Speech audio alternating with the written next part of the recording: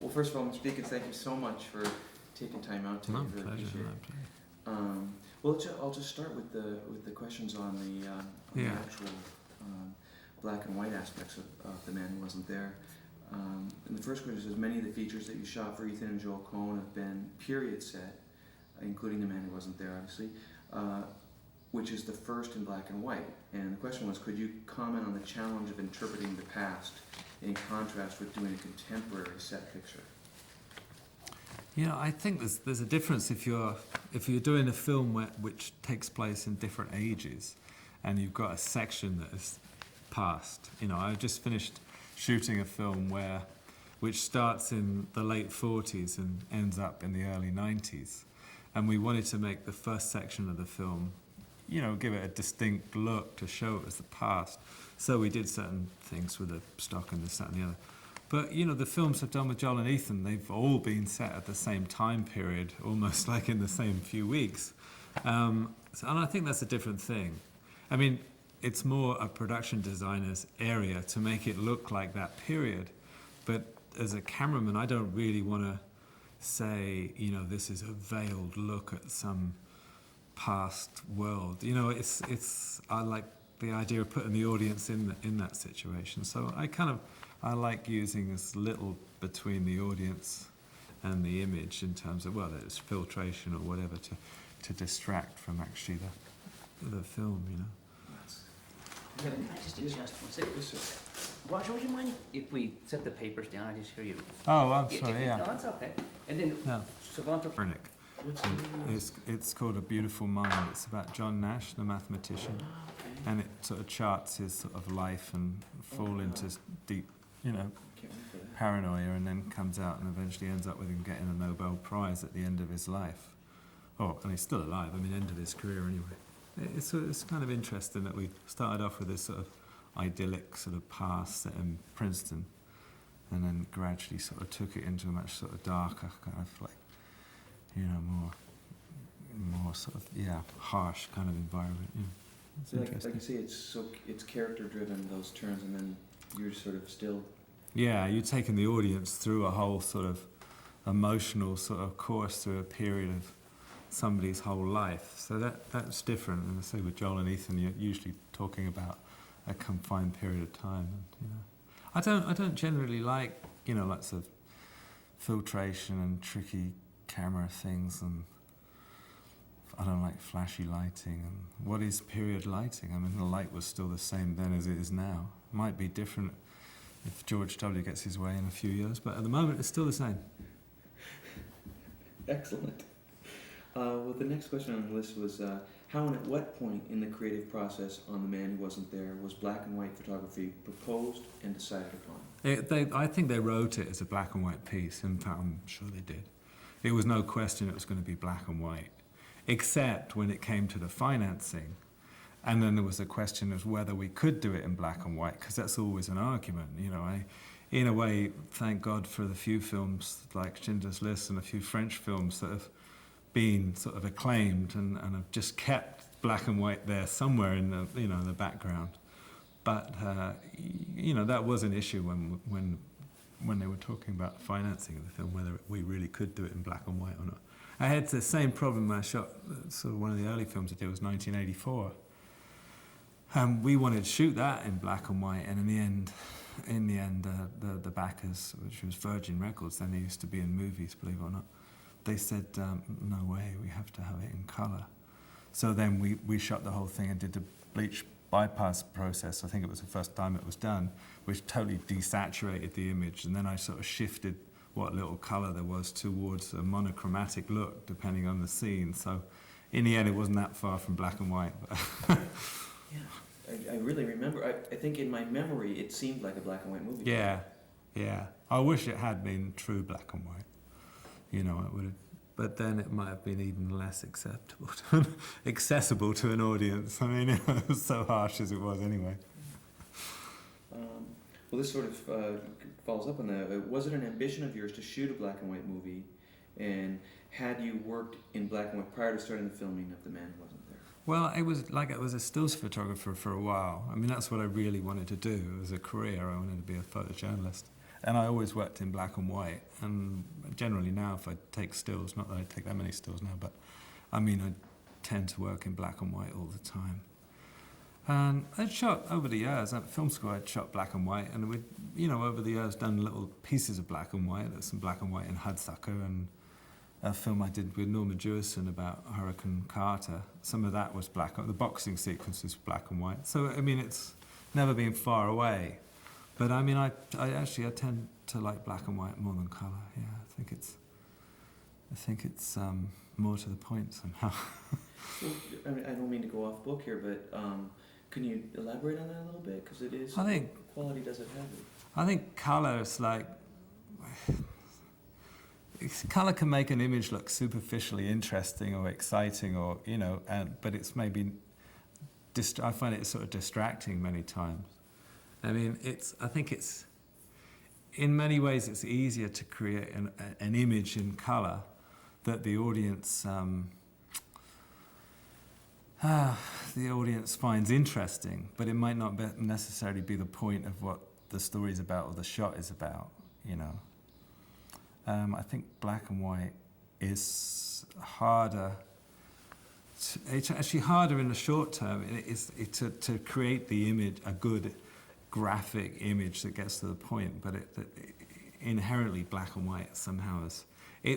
Black and white is about light and it's about composition. It's not about, it's not about colours. I mean, colours just become a sort of spurious issue. So it's much more direct as a form of communication, really, I think. The Man Who Wasn't There echoes a number of films from the period in which it is set. Were there any movies that influenced you and the Coens in prepping and the shooting of this film? Oh no, I always forget the films that I'm thinking about. I know, I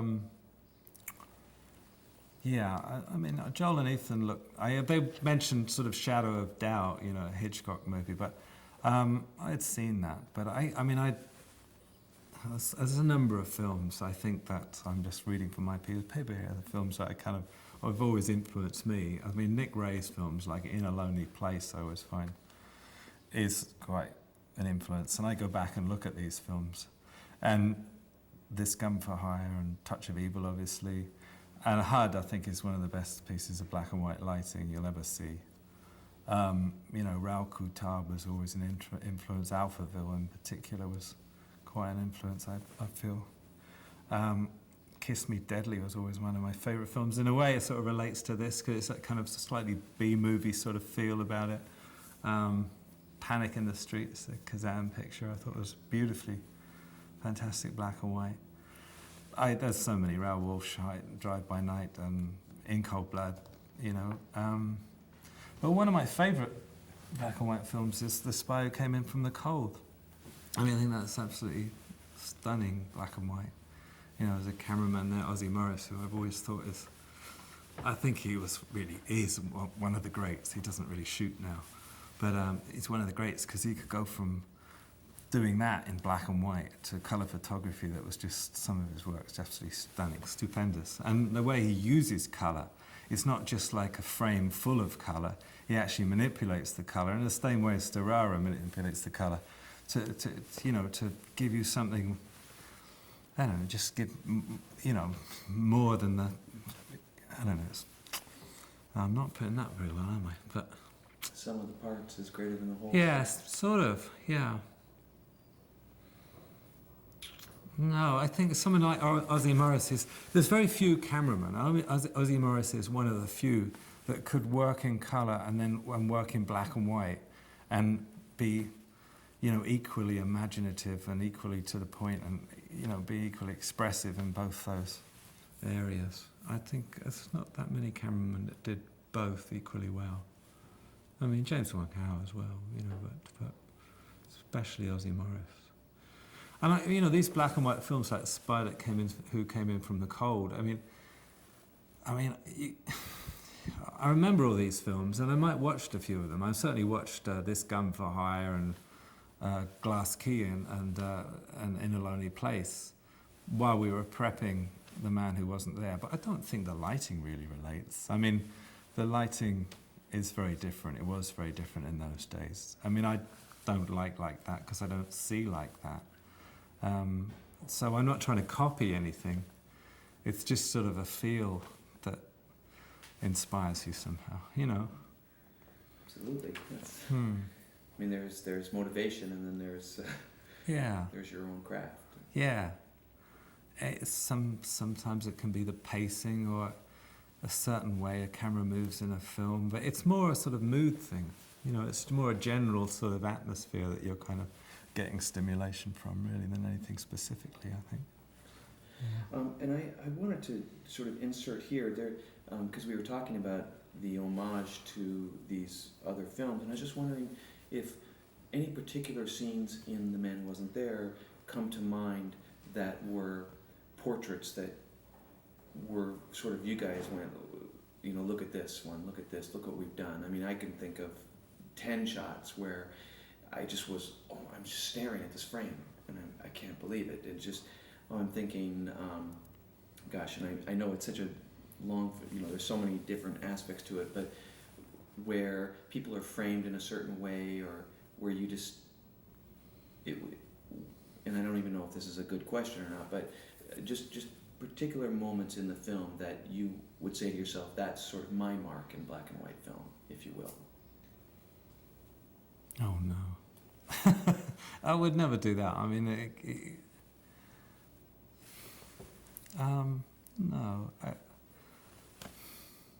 I don't know. That's a very hard question. And I apologize. I suppose there's certain shots in it, in The Man Who Wasn't There, that I kind of think, I look at it and think, wow, that worked really well, you know. I mean, the boys had the idea in the, when Ed goes to pick up the money in the hotel and then take it to Polito in his room. And so we had this view through the window of the passage, and then we crane up and look down the passage as he knocks on the door. You know, takes the money in the bottom of the hallway, and then you see him knock on the door in the top. And well, it's the same passage redressed, and obviously we can afford to build two, so we do a little fake cut on the rise up. And, you know, you watch that and think, yeah, that worked really well. We brought that one off. But, I mean, who's going to watch and think that's anything particular? You know, they won't think about it. With luck, they won't think about it, because if it worked, it just blows by you, and it's all part of the piece, you know. So in a way, if you sort of like say, yeah, that was a great shot, we brought that off, or anybody else says, oh, that was a great shot, then in a way it can be a mixed blessing, because you're actually distracting from the overall feel of the film. You really want it to be seamless, you know. But there are shots like, I loved the shot, for instance, of Billy Bob's leaning against the doorway when Francis is in the bath, you know, reading the magazine. I just find that graphically really works and says so much about the character and what he's feeling and his isolation and distance from his wife, who's sitting there reading a magazine. I mean, the shot worked for so many different reasons, you know. Whole scene.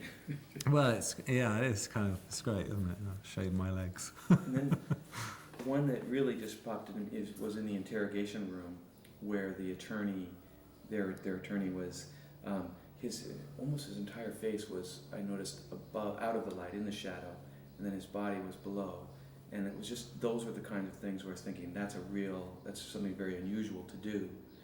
Well, you mean the scene with the harsh sunlight? Yes. Yeah. Yes. Well, we talked about this. This was something, you know, that because the whole scene, he's talking about the uncertainty principle and whether something exists or it doesn't. So Joel was saying, well, what if we do this sort of hard shaft of sunlight? It's like, you know, because Einstein was talking about, you know, light, and Werner Herzberger, when he's talking about, it's very much about particles and, you know, all that. So we had something really graphic, you know, shaft of sunlight, and he's kind of bleaching out. Yeah, I thought that kind of worked pretty well. And we wanted it to look slightly B-movie-ish in a way. You know, it didn't want to look pretty and dramatic and totally realistic, because the conversation's so sort of strange. And so, yeah, I mean, I think it sort of complements the scene in quite an interesting way. Excellent, excellent. Yeah, and then you got the main character sitting sort of in the semi-darkness, kind of looking at this guy who's kind of like burning out. So he's something out of some radioactive sort of world. He seemed that kind of character, anyways. Yeah, it's pretty funny. It says you've pretty much answered this already, but also out of the past, which cinematographers' work from the 40s or later do you admire or seek out? Well, yeah, I mean, Wong Hao, Russell Metty, I mean, not only Touch of Evil, Russell Metty was one, he did Touch of Evil and Spartacus. I mean, talk about using black and white and using colour. So the guy was genius. And Ozzie Morrison. And Connie Hall, I mean, of more contemporary cinematographers is certainly somebody I really admire. Still working on 15-hour days? Yeah, I just finished. We just got through working with him on Oh, that. you did, yeah. Yeah, boy. Wow, I hope I have that energy. I'll tell you a story off camera. Can you speak about the decision to shoot The Man Who Wasn't There on color stock, and why did you choose the Kodak 2369 film, and why was that the best for the task? The decision to shoot on color stock, even though we wanted a black and white final image, was that was a bit convoluted. We did a lot of tests, and I was sort of split 50-50 between shooting black and white original and color negative and finding a way to get to black and white. Thing is, color negative stocks haven't really changed much for years and years. So they're slightly grainy, and they don't have anti-halation backing like color stocks do. So if you're shooting very hot practicals, if you use practical sources or light sources in shot that are very bright and you're using them to light the scene, you tend to get a lot of artifacts. I mean, it wasn't so much an issue in the old days because they used to light the scene up. I mean, they didn't really use I didn't use it, the man who wouldn't be there, but I mean, he didn't use a candle to light a face. They always had a gag behind the candle, that sort of thing. It was more balanced. And so I was sort of split, but the final thing came down because we were told that we had to shoot color because of a contractual thing that demanded a color video release overseas. So the final thing, that sort of sent it over the edge. But I'm really glad we shot on color stock because we did these tests, and before we started shooting, we wanted to reassure ourselves that we could get somewhere near what we wanted. So I shot on color 52-77 stock, which is to a medium high speed, but it's kind of fairly low contrast stock. And then we printed onto this 69 black and white title stock it is basically. Now, when it's used to make titles, it's very, very contrasty. But Beverly Wood, bless her, at Deluxe Laboratories, was working, for weeks and weeks and weeks, endlessly, to find some way of getting a good black and white out of the color original negative. And she had changed the gamma on the 69 stock, and I thought it looked stunning. So we basically, when we started shooting, we had all our dailies printed on 69 as we went along. So we were watching this black and white image that we hoped we could recreate when it came to release printing. And we did months, actually literally months of tests. Beverly was doing months of tests trying to get a release print that looked like this, looked like our dailies. And we found you could stay color IP and color IN and print on 69 as a release print stock, and then we had to find out if we could use that as a projection stock, whether it would take a soundtrack and stuff. So eventually she found that was possible. And so some of the release is going to be done on the 69 as a release print stock. But then we had to find a way to release on color stock. So we had to, she has only actually in the last few weeks come up with a solution for that is kind of acceptable. It's not as good as doesn't look as good as the 69 print, but it's a special process she's used in doing a fine grain panchromatic intermediary and then going back to colour for the print, you know. So it's been a long, convoluted process, but I think we've got somewhere that's a happy balance, you know, between the expense of releasing totally on 69 and the quality, you know, of the image. Who would have ever thought shooting black and white would be Yeah, so much to right, think about? right. But you know, the thing is, we'd have shot on black and white. I know, because I mean, the little I've done, I mean, it looks great, but it wasn't quite as good as we were seeing on the 69 from the color negative. It really wasn't as good quality.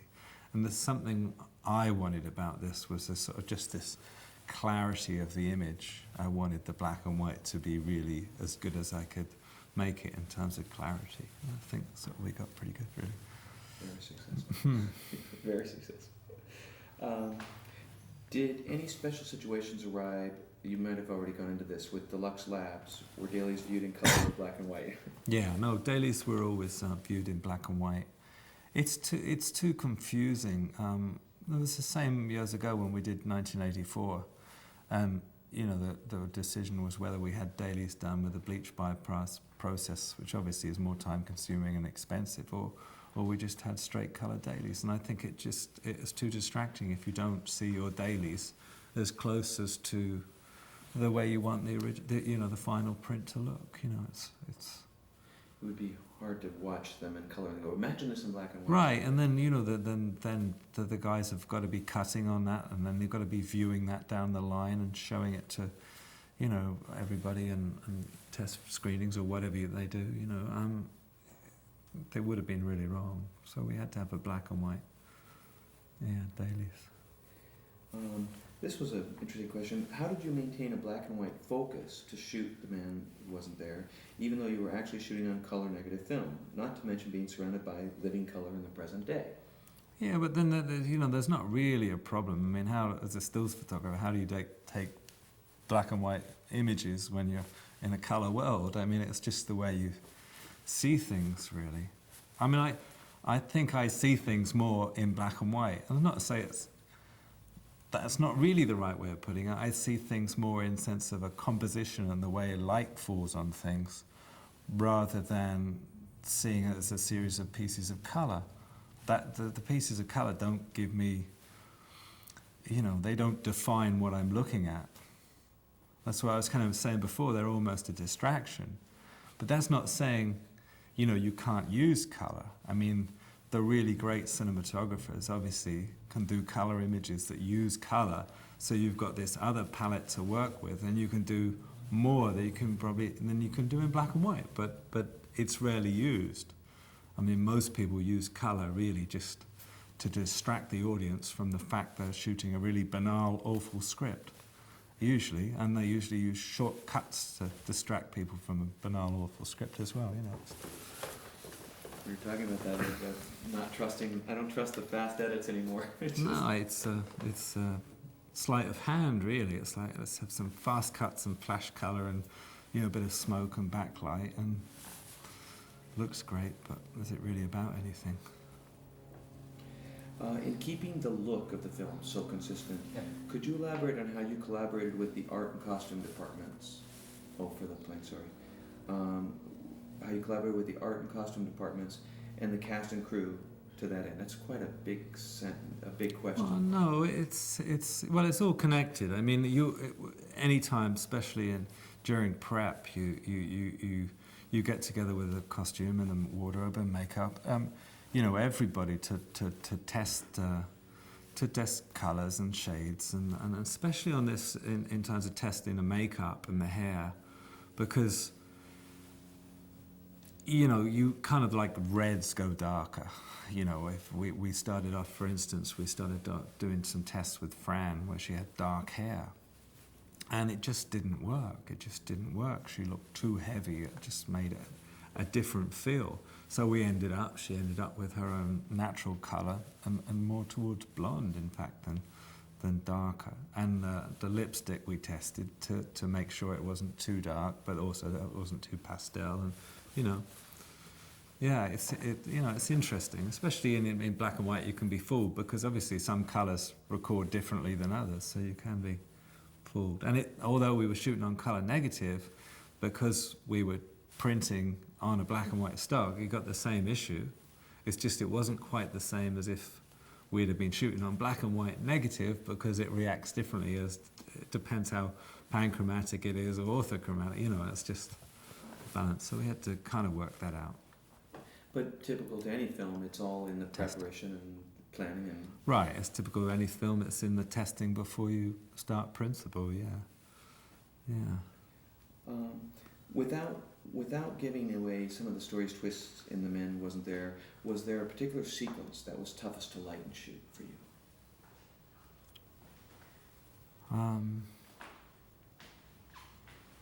I think the hardest thing about shooting, like any film, is getting the consistency all the way through, and then it's the decision of how you want the scene to look. Once you've made the decision of how you want something to look, then it's just a matter of mechanics, how you create that look. Not that you're always successful, but that's really just a logistics thing. It's not like that's not the hardest. The hardest thing is just coming up with the idea of a way something wants to look. And I guess in a way, I think that for me, I felt the hardest scene to get right, although it was the easiest scene because it was just one light source, was the scene we were talking about earlier, where Tony Shalhoub is in the visiting room, and there's this harsh sort of sunlight through this, you know, this window that's sort of burning out, and the other characters are sort of in the semi-darkness. And I think the balance there was, you know, I mean, that's kind of always risky, that you're going to go too far and the black's too black and the highlights are too burnt out. So I was kind of pleased the way that worked out, you know. But I mean, it's logistically, it's one light and a cutout. We cut out a piece of card to make the window shape, and it's just one light, and it's just a matter of getting the distance of the lamp from the cutout, the size of the cutout, and you know, and the amount of diffusion in the air and stuff. So you know, doing it was seemingly simple, but the challenge is in the idea. Well, it's the idea, and it's sort of like you want to push it as far as you can go, and you know, it's kind of sleepless nights thinking, have I gone too far? Are we really going to be able to see Tony's face? You know, but I thought that worked pretty well. We're learning how you work because James already told us you've got sleepless nights on their next movie. Oh yeah, a lot of sleepless nights. Yeah. I think one of the hard things about, you know, is darkness. I mean, the film's very much about darkness. The scene where Dave's wife comes to talk to Billy Bob on the porch, you know, outside the house there on the porch, and she says, well, Dave was taken by a spaceship, you know, but it's not really Dave anymore, you know. It's just getting the balance. It's not like it was difficult to shoot, but it's just getting that balance between the light on her face and the hot backlight hitting the veil of her hat, and it's deciding that's what you're going to do. And sometimes when I do something, so I find I put too much light on it, or I put too many sources. And I thought that particularly worked well because it was only the backlight source that we armed out over the, you know, like hidden behind the roof to the camera, and then this little fill light in her face, and I didn't put anything else in apart from the backgrounds, and that was kind of pleasing because, you know, it's too easy to go too far and make something too complicated, and you know, I could have put another sort of kicker on it or a side light, and it would have just ruined it. And I just like the simplicity of it. And I think in a way that's, for me, why The Man Who Wasn't There works well as a piece of lighting and composition is because it's very simple. It's very simple light and shade, and you know, you have a black surface and a light surface, and then it's set off by a black surface, and, you know, and it's simplicity. I like simplicity. This does a little bit of a repeating theme, but some of your peers, they in this case put Janusz Kaminski, have shot black and white features in recent years. Do you think it's something that every cinematographer should try at least once? It just depends on the piece, really. I mean, I feel I'm lucky to get the chance to, yes. But it depends on the piece. I don't think you should shoot black and white just for the sake of it. But yeah, certainly it's fun to do. I figured everyone that went to film school was already shot in black and white anyway. Probably, yeah, just because of the expense. That's all we did.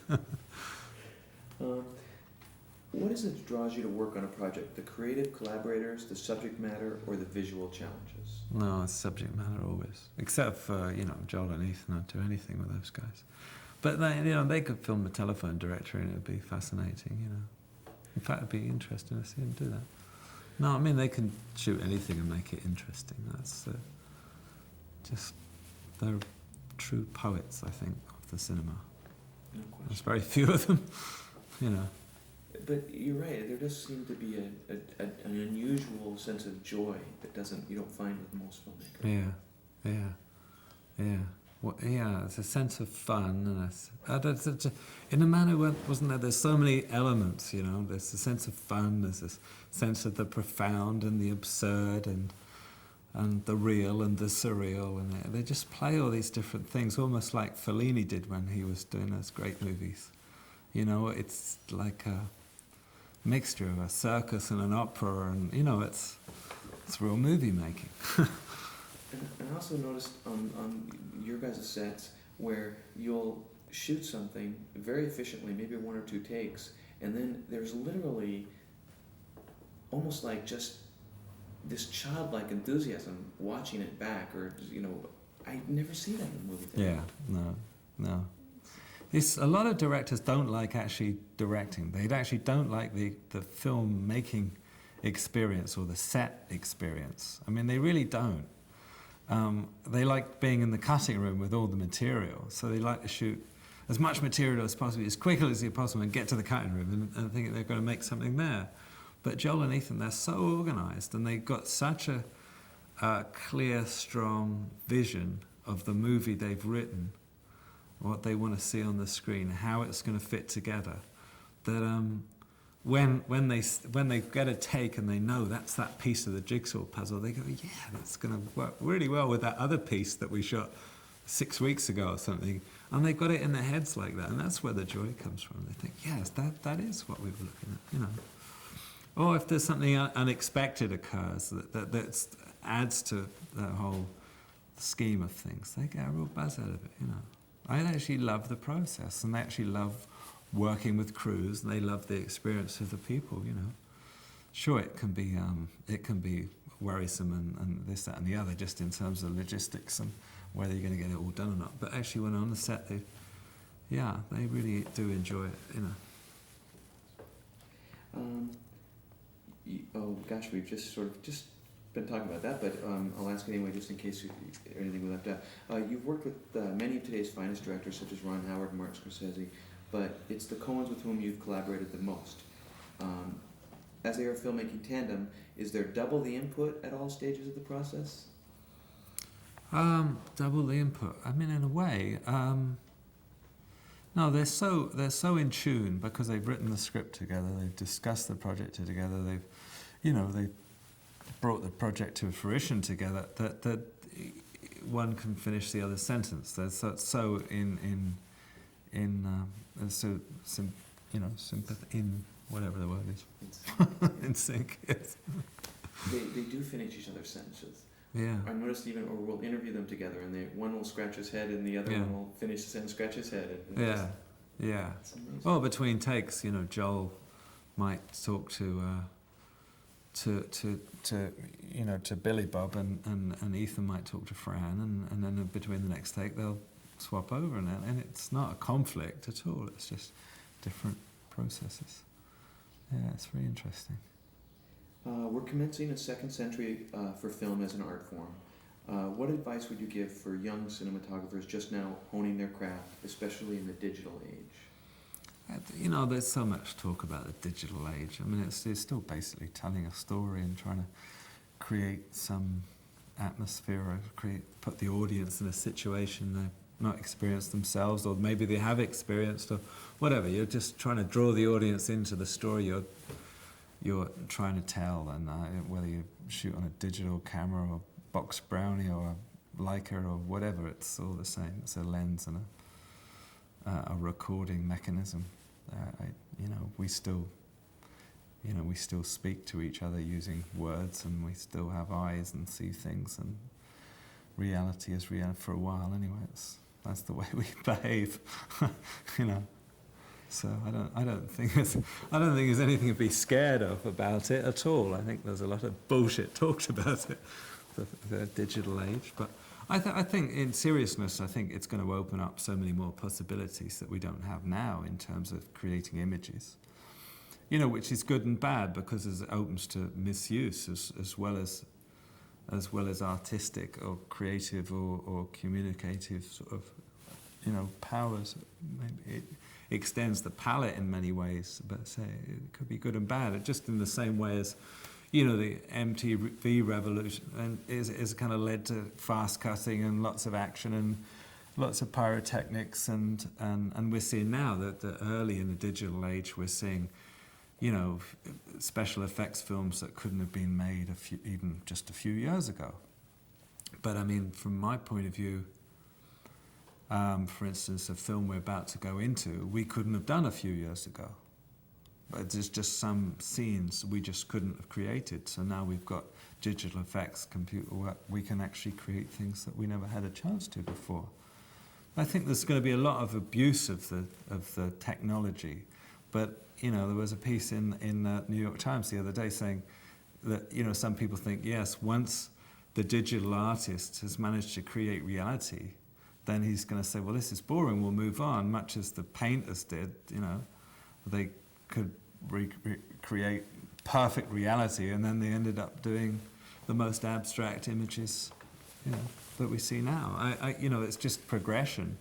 So I don't know. It's just going to be so much more variety and so many more possibilities, and I guess it just depends on the individual what they want out of films, what they feel they have to say, what interests them, which road they're going to go down. I mean, so I guess it's an exciting time, really. But storytelling at the core.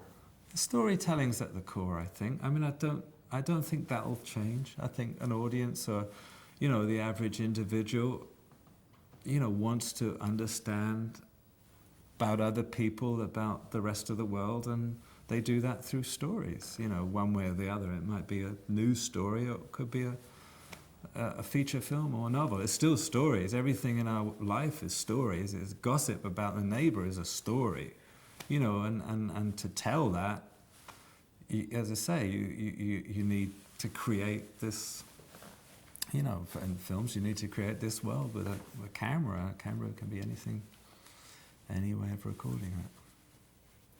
Well, that was all of the questions that we wanted to cover for the black and white aspects. There were just some fundamental EPK questions that I don't know if you got these or not. Yeah. There's just a few of them.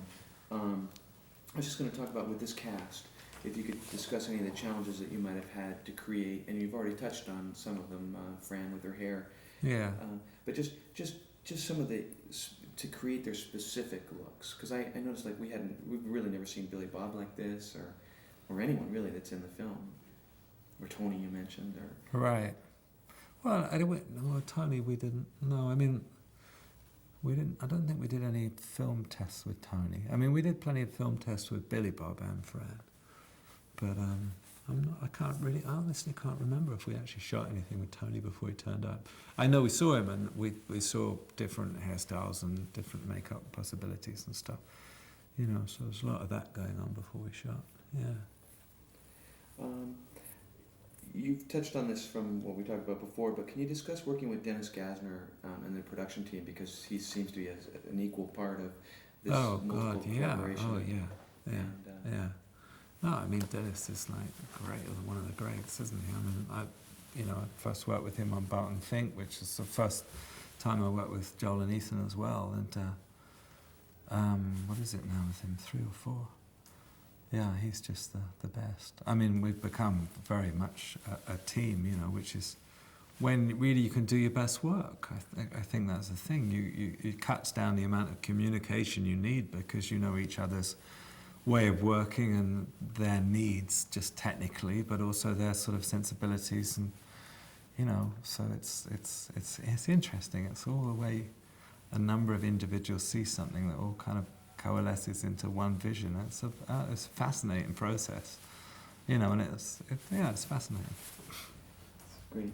And we talked about how you did some of these tests, but when it got down to the makeup specifically, I was just wondering, how did they compensate after seeing some things? How does one in the makeup department alter the makeup for black and white as opposed to when, like you said, the lipsticks were? Yeah, that's the thing in black and white. I mean, just some colors and some things can be exaggerated. We tested, for instance, the scene with when Billy Bob first visits Fran, Doris in prison. We tested the amount of bruising that we wanted on her face, and it was reading more heavy. So we took that down a little bit before we shot. I said the lipstick and hair color and just subtle things. But there's one scene we did, one shot we did with Billy Bob that we did first off. I think it was the first day of shooting, which was him sitting in his jail cell, and I remember his lips looked too dark. I look at that shot now, and we corrected that after seeing dailies. So it was something that it just, it passed through the cracks of the makeup tests, and that was a little strong there. But it was a shot where he's sitting on his bed and it's very shady in the background, and you get away with it. But you look at it and think, well, that's not going to work when we've got lighter situations. So frustrating, huh? When you can't go back and change No, that. yeah. Well, actually, you could digitize it now and paint it, so you could do anything. Now that you can look back on the project as a whole, how does this experience compare or contrast to some of the other, you've done some of my favorite films, and I was just wondering how The Man Who Wasn't There stands out amongst your other films. I've done one of the nicest experiences. I think it's a film that I think really works as a whole. I think all the elements come together and create something really interesting. It's one of my favourite movies in a way, although it's a small piece and it's not got huge, action scenes and cast of thousands. It's not that. It's a small interior film about what's going on in somebody's head. But they're my favourite movies. I mean, that's the sort of film I'm drawn to anyway. So I think it works on so many levels, unexpected levels, that's what gives me a buzz anyway. Well, you almost answered my next question, which was that there seems to be a stillness or long periods where it's almost like we're reading the character's mind in spite of the narrative that Billy Bob's giving. And what kind of challenges at DP does that create for you to tell that story visually? Yeah, there is certain stillness to the piece. It's a very reflective piece, and you're trying to understand, this character who's actually quite complex, but you think is kind of just this sort of cipher, but he's not. It goes back to the whole thing. If you're holding a close-up of somebody for that amount of screen time, it's that image gets scrutinized a lot. It's not only, it's got to be good, and it's got to be telling, and it's got to be right for that moment in the film. And it has to be more considered than just a flashy, image. It's not coverage, it's more. Right, I think, and as I was saying earlier, I think there's a danger often on films about trying to create images that are too kind of interesting in a way. They're too flashy, because one after another becomes too much. It's like visual overload. Hold on for this plane just for a second. It's pretty loud. Cover this a second.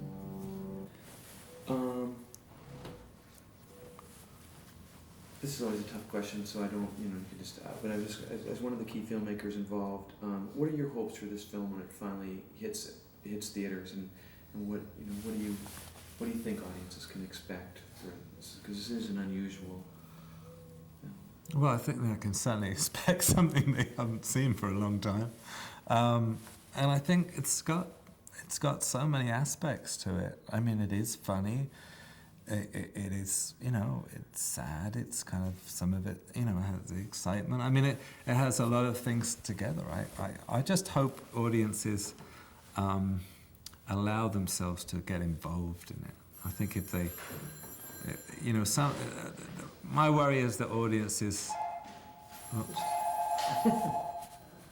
My worry is that audiences are now so used to such, you know, high-tech sort of like action-driven movies that they won't allow themselves to get into the movie.